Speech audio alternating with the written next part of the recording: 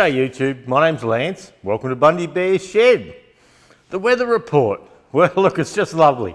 12 degrees, 12 to 26 today. And we're sort of coming up to halfway through August. So won't be long we'll have spring. That'll be nice. Spring's always a nice time of the year here. It's actually nice working weather now. I had a look on my phone for to grab the temperatures before the stew this morning, and the Bureau of Meteorology in Australia here said it'll be cloudy this morning and chance of rain. But I don't know where they get their shit from, but it's sunny is one thing, there's not a cloud in the sky, and look, it looks like just a lovely day. So who knows? I'm enjoying it. It's a nice time in the shed here, and it's good to get out and about and do a few things. And yesterday we watered the orchard and had a bit of a tidy up around, and pardon me, still got a bit of asthma. There's a bit of smoke around. They're doing burn-offs around the area, and there's a little bit of smoke about at the moment. So that's rattling us all a little bit. Well, doesn't really matter. You have a bit of a cough and part and away you go again. But look, that's all okay. Last weekend we got that 23C engine fully stripped, and this week I've just got myself organised with all the gears and all the bits and pieces for, I'll just show you the 23C injector pump drive. So we're just running through that at the moment. The video may be out this coming week, maybe the week after. It just depends what we have going on. It's a I'm just putting along with it. We have a lot on at work, and so I didn't get anything done up in the shed through the week, which I was hoping I would. I got a few key rings made, just playing with the laser again. And look, it's just about getting my skill level up there. But we made a few little key rings, like Massey Ferguson 135. I thought I'd do a gold one for the FE35 for the gold tractor. Little key rings, and I tried a silver one. The silver one's an MF35. The silver ones with the laser, they're you can see it clear enough, but when you get it back, it's not as clear as the gold or the red. So I've done up little templates for that now, and I can put probably any model on them, and I've got it set up that I can just grab the key ring, sit it in a place. I've made on the laser. I'll have to show you the laser one day when I got all my gear in there to do some filming. But yeah, to work out where to put the key tags, I put a bit of masking tape down on the bed of the laser and just do a real light cut and just around that, and that tells me where to sit the tag, so I can do a run with the laser, then flip it and do another run, and it's all over in a matter of minutes. So it's just a learning thing for me still. I haven't finished, well, I haven't drawn up even the gaskets for behind the water pump housing on the 23C, but that will happen. We're just running through the 23C at the moment, and I'm trying to work out videos and which order I can put them in and all that, but there's more film than you fellas have seen just yet. So it's coming out today. I'm hoping today's a good filming day for us in Bundy Bear's Shed. I was hoping to get a bit more done earlier, but those who've watched the channel for a long time know I had a mate, Drew, and me and Drew used to go camping and play up together, and it's just life of the party, old Drewy. And anyway, a week ago, he took his own life, as in he had a pill overdose, and he was telling me, like, not long ago, that, well, he actually had a shit trot, poor bastard, but anyway, he got all his teeth taken out to put false teeth in, and he had an Indian dentist working at a place down in Brisbane there, and he buggered it up, and he got infection, and it just buggered up, and so he was just on soft food for 6 months, and that was giving him the shits, because he was just he was a cook. He used to be a pub cook, and he loved a bit of steak and things like that. and that was driving him mad, he reckons. And then with mental illness, he was telling me, he says, I can't bloody sleep, Lance. He says, I feel like I'm going insane. He says, I lay down, and he was always the sleepiest bastard. Like, we'd party up till midnight, and next morning I'd be up at 5 or 6, and he'd hop up and say, hey, Lancey, have a cuppa with me, and bloody, we'd have brekkie, nice cooked brekkie. Then he'd disappear, and he'd go and have a camp for 2 hours, you know, through the middle of the day. And he never had trouble sleeping. Like, he'd just go out to it. And anyway, the last 6 months or so, he said he felt he was going stupid. He couldn't get to sleep. He couldn't get to work properly. I could see the sun coming in my face there. I might shift the door shortly. And yeah, we just got news that down in Brisbane there, he had antidepressants and all that to try and Valium to let him sleep, but must have got all too much for him. And yeah, he overdosed, and he, which is a sad thing. I feel a bit sad about it, but these people that do that, like my nephew Phil did it 3 years earlier, and yeah, they just can't see a way out for some reason. And everything's there from the chat to you and all that, but they choose not to for some reason. So anyway, that's what happened through the week. So we didn't get, my mind wasn't on the shed really. So we'll see. We'll get more stuff done today. The TEA20 here. Yesterday I put the tank on it, the fuel tank on it, and put some fuel in. Now I used the Sparex tank, and where the bolts go on, I actually had to get the die grinder and just bring them back a bit. Now, I had to look at the tank to work out whether it was a Sparex shit tank, you know, as in some aftermarket parts don't fit like they should. And look, the holes are okay.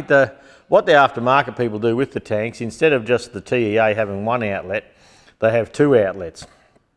And I meant to bring up a TED tap this morning and see if the holes lined up with the TED, but the word is that where the Continental engine in America has the tap further forward, so they bring out one tap with 2 holes, 2 places for a tap to accommodate one part fits all type of thing. But it has a new thermostat housing on it, and there's been a thing on Facebook recently about the thermostat housing bolts and not being the right thread.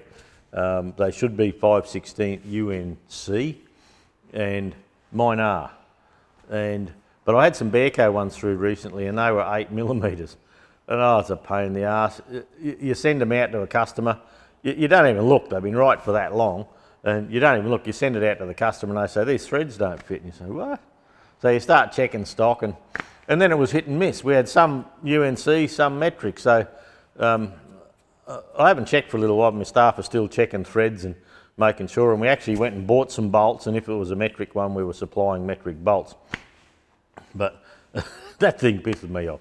But anyway, and then I had a look at the battery box, where the battery box on the TEA here had been a bit butchered around at some stage. So I was thinking, well, perhaps it was stressed, but I don't think so. I think, look, the holes were out probably 5mm over the 2 sort of thing. Yeah, so if you set 2 bolts in and you push the tank right forward, you're about 5mm, which would be 1/4 inch, say, out. So I got the die grinder out and I tidied, you know, I made a little loop for the bolts.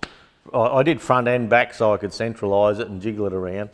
And I screwed the tap in, put a bit of fuel in, bloody beautiful, looked great. Turned the tap on and I thought, geez, I'm going to have this bastard going today. And turned the fuel tap on, fuel started pouring out the bloody carby, and I thought, oh shit. Brand new, it's a brand new carby. And so I give it a bit of a bump and a tap and a buggered round, and it still wouldn't take up. So I thought, oh, well, I'll turn the tap off and I'll pop the bowl off the carby and have a look. The new ones have a plastic float in them. Now, there's nothing wrong with plastic floats. Nothing wrong with plastic floats at all. Modern cars have them, you know, you know, they've gone from brass to copper, brass to plastic, I'm sorry. Worldwide at the moment, whoever's making the brass ones, you know, a couple of companies, most companies are out of the brass ones. But the plastic ones seem to work fine. But what had happened in this case, the carby that I have on that tractor, it's a brand new Sparex one, but it actually went through the flood a few years ago, and I didn't want to sell it to anyone, I kept it. But I had pulled it apart and I'd cleaned it out and I'd blown through it all just after the flood, so we didn't get any corrosion in the housings and all that. So brand new carby, pissing fuel out everywhere. And what happened was, where the float sat down, there's a couple of little webs down in the bottom of the float chamber, and with the plastic float, over time, it just sat down in there and it got stuck in the bottom of the bowl. You know, just as in, yeah, just got stuck on the webs. And I nearly thought of grinding the webs out a bit, but I thought, oh no. So I got the bowl, just went tap, float come out, put some fuel in it, tested it, and look, it's good as gold. So it's floating up nicely, but from sitting, and look, it sat, well, 2013 was the flood, so that tells you how long I've had this carby tucked away, fine. And I didn't want to use a new carby on things, so, but yeah, the float just stuck on those little webs down the bottom from sitting. So I suppose if you get a new carby, tip it upside down, just go bop on a bit of wood, and the float will probably come free, and then you won't have the trouble I had. But anyway, that's that's par for the course. So then Brendan, my neighbour, he came over he comes over every so often on his quad for a beer, and he came over yesterday. So we didn't actually get to start the tractor, but we did the video last week. We put the video out on the distributor. We've done the distributor. I've popped the distributor in. We haven't ginned with time, and I've set it to where I think it will be good. God, that sun's going to be a nuisance. And yeah, look, today I'm going to set the cameras up and see if I can start it. And yeah, well, I'll probably do that. I mean, I'm just moving out of the sun a little bit. I'm probably going to do a separate video on starting that, but with the TEA, what I've chosen to do, I've had a talk to Sparex a while ago, and I said, look, I've never done a video on splitting a TE20, and how about we split it and do a clutch? And I've never done a video on fitting a rear engine seal, you know, while you have the clutch out, and I've never done a video on resealing the front of the gearbox. And you remember with the TEA, when I had the steering box off, I looked at the Welsh plugs and I did all that part, put the new seal in and all, but I've never done that. So what we're going to do, we're not going to put the generator on, the wiring harness and all that sort of stuff. I'm just going to hot wire it, just make sure it runs, check oil pressure, and that's it. We're going to start pulling it apart again. And yeah, as I said, we're pulling it apart because we haven't done videos on clutches and that. Sparex have supplied me a brand new clutch. I haven't got the front gearbox seals or anything, but I can order them any old time. And so yeah, we're going to split the tractor at the clutch, do the rear engine seal, pop that back together. And this late model pump, the video I did early when I started doing the videos on the TEA, on the 1948 TEA, was the early pump. And this tractor being a 54 will have the later hydraulic pump in it. So look, we got it here. Why not take the opportunity? Sparex gave me a kit to put through the pump. They said, yeah, let's do that. So we're going to pull the PDO, pull the lift cover, drop the pump out the bottom. There's a few things on Facebook about people asking, can you get the pump out without pulling the lift cover off? You certainly can. I may go that way, I don't know. And I'll take the hydraulic piston out and I'll end up putting an O-ring piston in it. The hydraulics with an O-ring piston are just terrific. There's a thing in Australia called a Fergie positioner, and it sits on, just Google Fergie positioner, you'll come up to the site, and I've got one here. I've had it here for ages, I just haven't fitted it to any tractors. I I see on Facebook, we've been talking about it recently, and Mick Abe had one on one of his tractors he sold, and he reckoned it worked well. By all accounts, they work well. I think I'll put that on this tractor while we're doing the hydraulics. And yeah, look, we've still got a heap of videos to do on this old girl yet. So just getting it running's one thing. And originally I was just going to chuck an engine in it, put the bonnet on and drive her out, and that was it. But we're just missing video opportunities. So it's a great little tractor. It'll be a fun little thing. So we'll do that. There'll be another video today, I'm hoping. I bought an engine stand from Hare and Forbes, and I mentioned that last week, and well, it's here now. It's in the box. I've opened the top, had a quick look inside, make sure there's nothing damaged, put it back on. I'm going to do a video of pulling that out and assembling it. I don't think I'll put it on the stew. I'll just do a separate video. Some people like that, some don't. It probably won't be an unboxing so much, but I'll get it together and we'll have a bit of a look around it. Yeah, we'll see. I think it'll just be a separate little video because some people like product reviews and some people don't. So we'll just put it on their own. You can choose whether you watch it or not. It wasn't supplied free by Hare and Forbes. I bought it. It was on special, but I bought it. No affiliation, no nothing. It's just, I reckon I've liked my worm drive one here that I've got the 23C engine on. So I thought I'd buy another one. So you can see a couple of things on the bench here. Pardon me. This is a record pipe cutter, record made in England, number 202.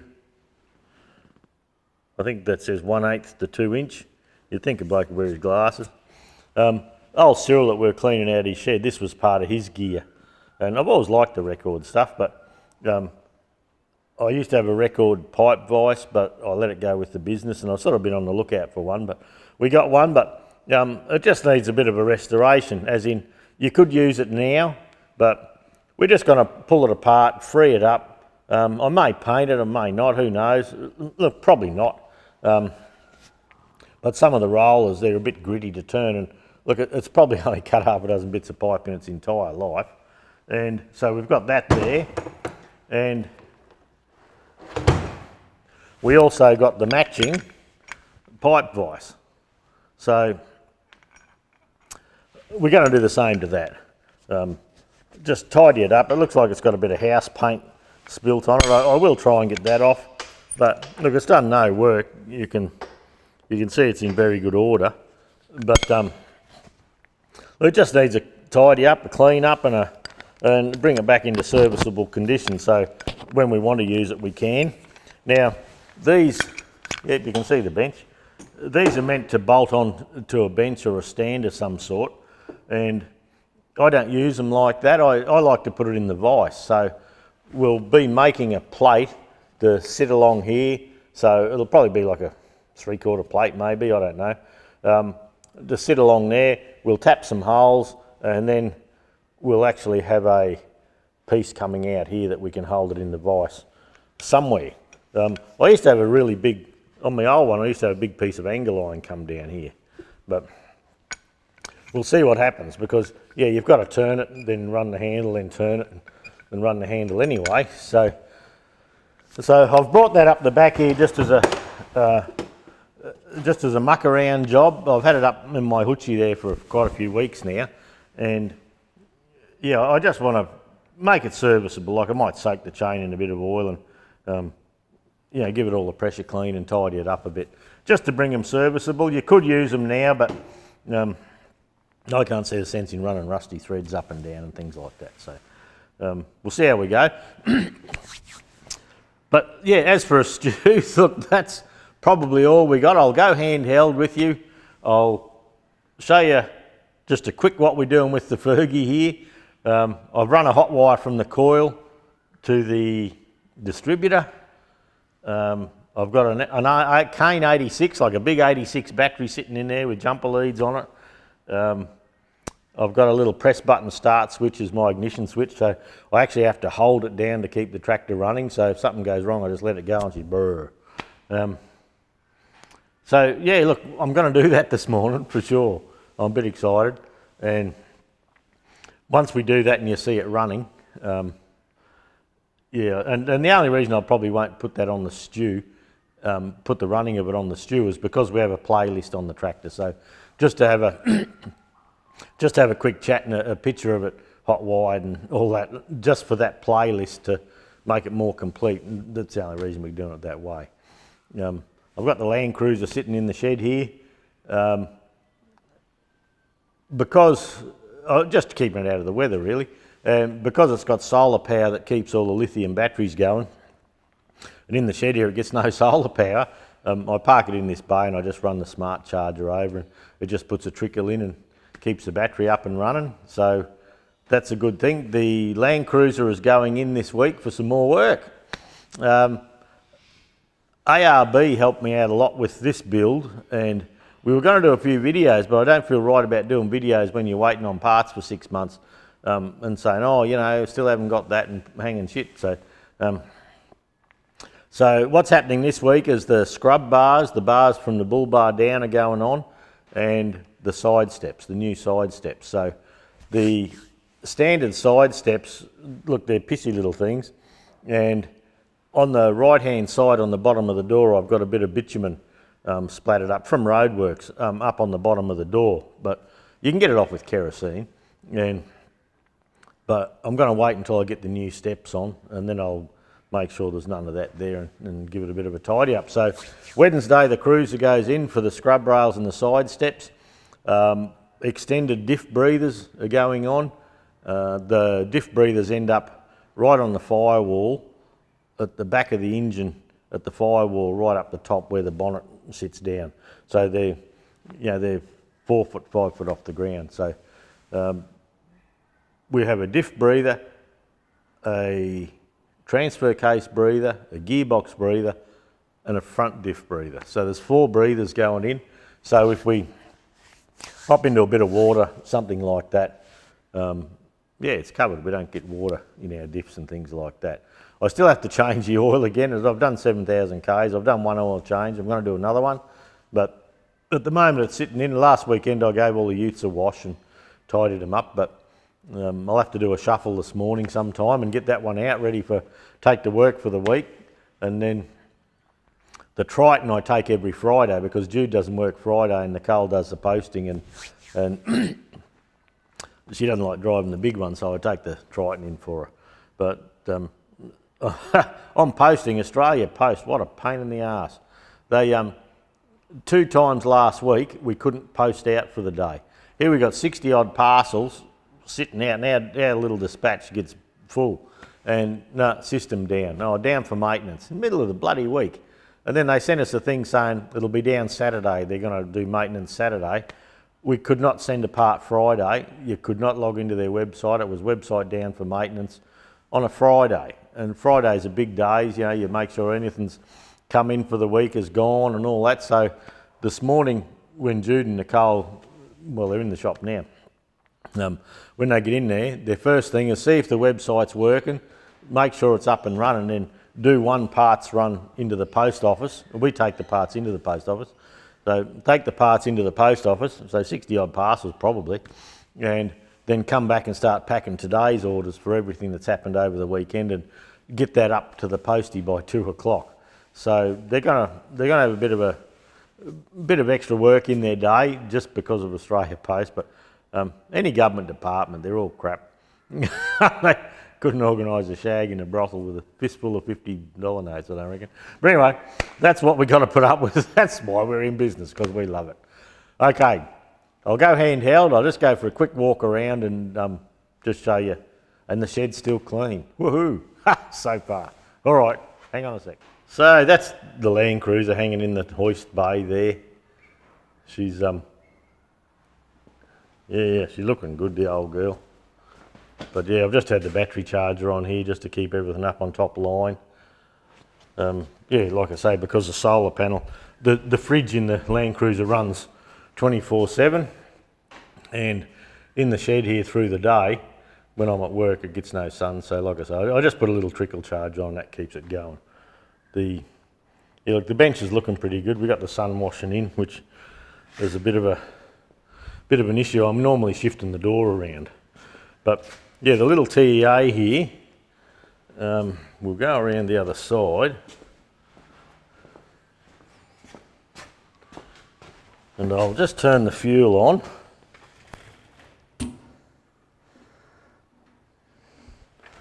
Make sure we don't have any drips coming underneath it.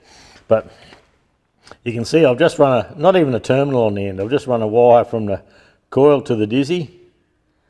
And I've set the wire up here. Whoop, where did I find it? I've set the wire up here, that's the ignition wire. I hold that down and that'll go up onto the battery. The battery's a big Kane 86 that hangs out the side that's sitting on the charger. But that'll be fine, we're just going to hook up to it. And yeah, that old girl is going to run today.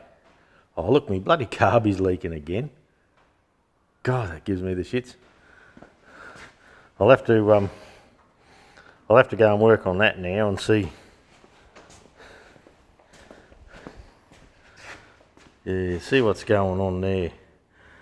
I thought I had that yesterday, but yeah, it's coming out here. So that float must be. Yeah, if I get that bottom off, I might take those webs out because that's what it was yesterday. The float come down and actually got stuck in the webbing on the carby. So another job, and look at this for bloody jerry rigged. I just got a buddy an extra throttle rod just sitting in there. And look, no generator, no nothing. The fan won't work, I'd say. Well, pretty sure it won't. And none of the wiring's hooked up. I'm just hot wiring it, but I'll have that running later for sure. And that carby, I don't know. We'll sort that out. Round here, that's the Hafco engine stand. Apparently it's an A337. I will put a slide in of where I got that. I might have done that last week, I can't remember. And that's it all there. That's what it should look like when I got it going. But yeah, we'll see. That's today's job. And the rest of the shed, for my shed anyway, is looking pretty good. I'll come up the end here and pan back just to report in for you. But yeah, it's still fairly tidy, apart from under me Fergie. But anyway, that's not looking too bad. Okay, well that's it. You can see the sun blasting in here. I should have shifted the door while I was walking around, dopey bugger. But look, that's it for this week. Thanks for dropping by. There'll be some more videos dropping this week, as in stripping more of the 23C. I think I've got the one pulling the injectors out edited up. I haven't got the head, pulling the head off edited yet, but it's there, it's all filmed. So yeah, look, stay tuned through the week. There should be a few videos dropping. Have a good week, everyone. Yeah, things are getting you down, talk to someone, eh? And just have a chat, and that might be all it takes. But yeah, we'll catch you next week. Thanks for dropping by. Have a good week, everyone. We'll catch you later on.